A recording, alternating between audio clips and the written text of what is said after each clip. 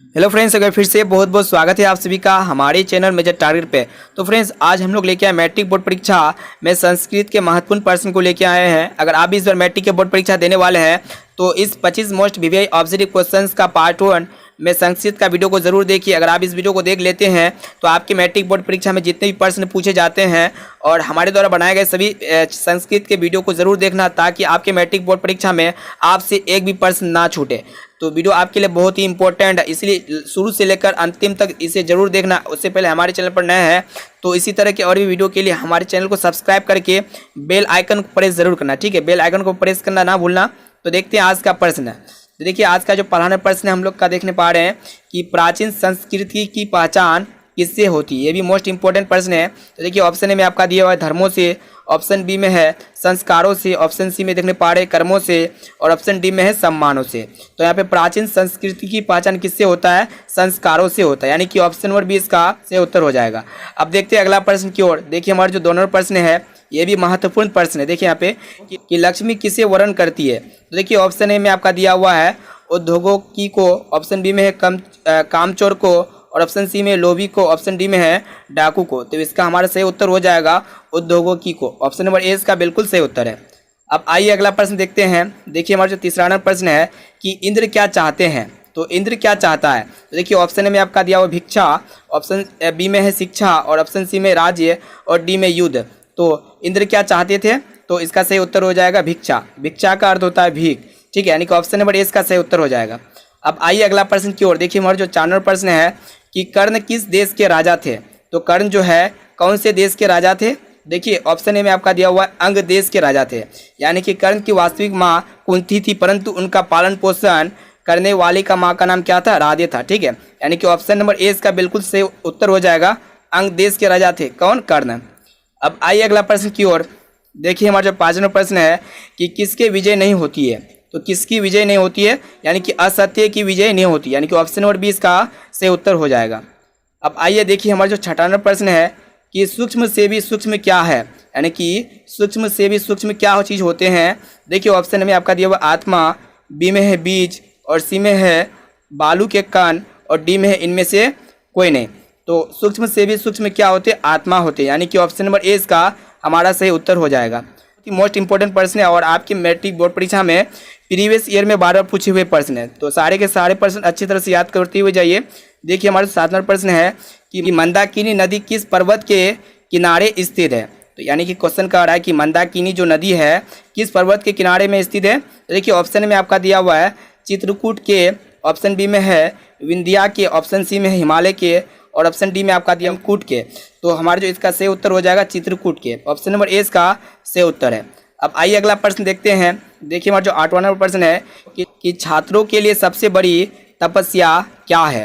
देखिए, option A में आपका दिया हुआ अध्ययन, बी में है धनार्जन, उसके बाद सी में नौकरी की प्राप्ति और डी में है इनमें से कोई नहीं। तो छात्रों के लिए सबसे बड़ी तपस्या क्या होता है? उसका अध्ययन होता है, यानी कि स्टडी होता है। ऑप्शन नंबर ए इसका सही उत्तर हो जाएगा।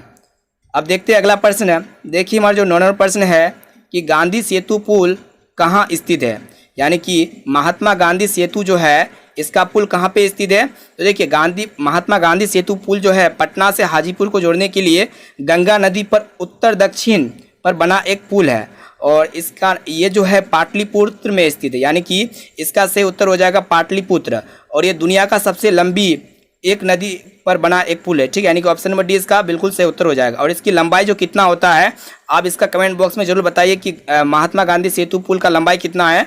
इसका कमेंट बॉक्स में आप जवाब जरूर बताइए। अब आइए अगला प्रश्न देखते हैं। देखिए, हमारा जो 10वां प्रश्न है मंत्री वीरेश्वर का स्वभाव कैसा था। देखिए, ऑप्शन ए में आपका दिया हुआ है क्रोधी, बी में है दानी और सी में है कृपत और डी में है शांत।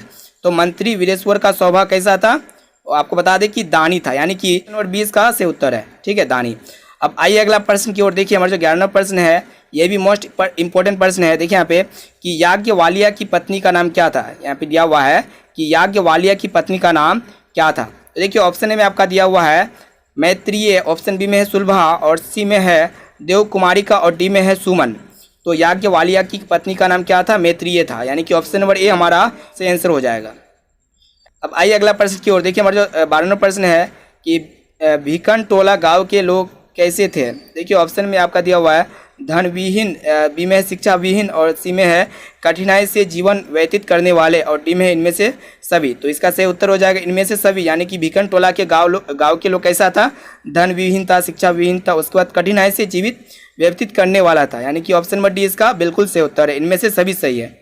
अब आइए अगला प्रश्न देखते हैं। देखिए यहाँ पे कि संसार में बच्चों का सच्चा रक्षक कौन है। तो देखिए ऑप्शन में आपका दिया माता पिता, फिर भाई है, फिर बहन है। तो संसार में बच्चों का सच्चा रक्षक कौन होता है, तो माता होता है, यानी कि ऑप्शन नंबर ए इसका बिल्कुल सही उत्तर हो जाएगा। अब आइए अगला प्रश्न देखिए, सभी प्रश्न इंपॉर्टेंट आपके एग्जाम्स के लिए। देखिए हमारा जो 14वां प्रश्न है कि बाघ कहाँ बैठा था। बाघ जो है कहाँ बैठा था, देखिए ऑप्शन में आपका दिया हुआ है नदी किनारे, बी में है जंगल में, सी में है तालाब के किनारे और डी में है धान के खेत में। तो बाघ कहाँ पे बैठा था, तालाब के किनारे बैठा था, यानी कि ऑप्शन नंबर सी इसका बिल्कुल सही उत्तर हो जाएगा। अब आइए अगला प्रश्न देखते हैं। देखिए हमारा जो 15वां प्रश्न है कि पटना का इतिहास कितना साल का पुराना था। तो ये भी मोस्ट इंपॉर्टेंट में से एक है। तो पटना का इतिहास कितना साल का पुराना था, तो 2000 वर्ष का पुराना था, यानी कि ऑप्शन नंबर 20 का सही उत्तर हो जाएगा। आप कमेंट बॉक्स में जरूर बताइए कि पटना का जो है पुराना नाम क्या है, इसका कमेंट बॉक्स में जवाब जरूर बताइएगा।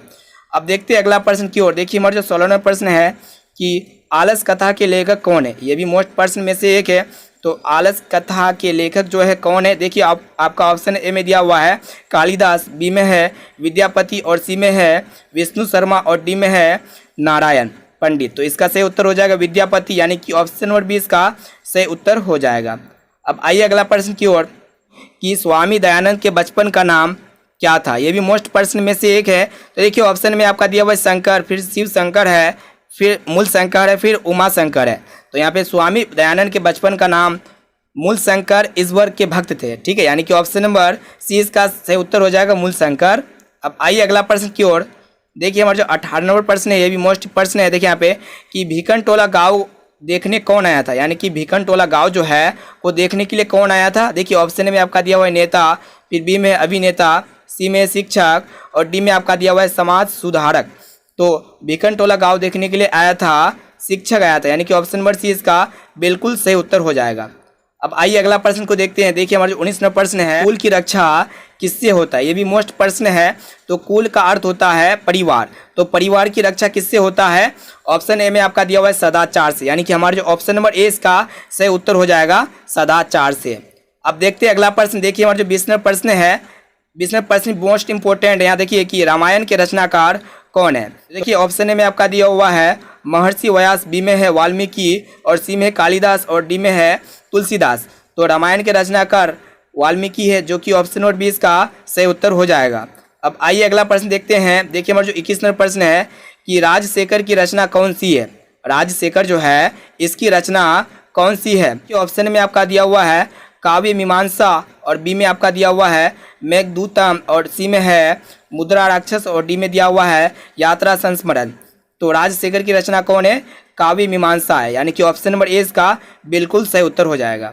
अब आइए अगला प्रश्न देखते हैं। देखिए हमारा जो 22वां प्रश्न है कि कौमुदी महोत्सव किस ऋतु में मनाया जाता है।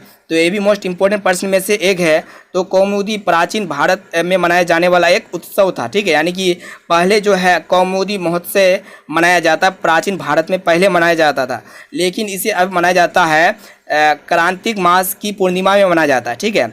और इसका सही उत्तर हो जाएगा आपका शरद ऋतु में यह मनाया जाता है, शरद ऋतु में। ऑप्शन नंबर डी इसका सही उत्तर हो जाएगा। अब आइए अगला प्रश्न देखते हैं। देखिए हमारा जो 23वां प्रश्न है कि वीरोस्वर कौन था।